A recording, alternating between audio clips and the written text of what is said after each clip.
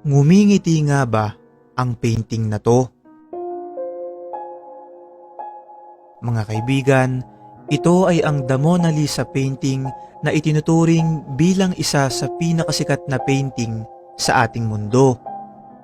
Ipininta ito ng isa rin sa pinakasikat na artist sa ating kasaysayan, walang iba kundi si Leonardo da Vinci.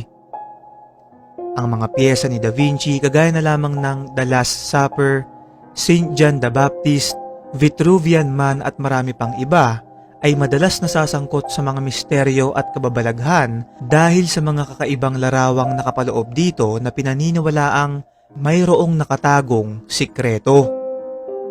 At ang pag-uusapan nga natin ngayon ay ang sikat na Mona Lisa painting na ayon sa ilang conspiracy theorist ay ngumingiti.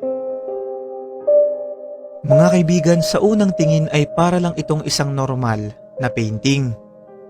Kaya lang, isa sa mga dahilan kung bakit ito sikat na sikat sa ating mundo ay dahil sa paraan ng pagkakapinta sa kanyang bibig na di umano ay parang ngumingiti.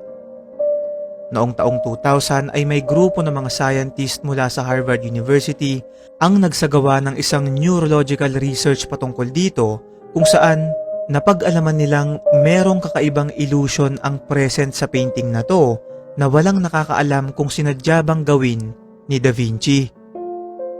Sinabi nila na kung titignan mo daw ng diretso ang mata ni Mona Lisa ay mapapansin mo sa iyong peripheral vision na parang lumalaki ang kanyang ngiti.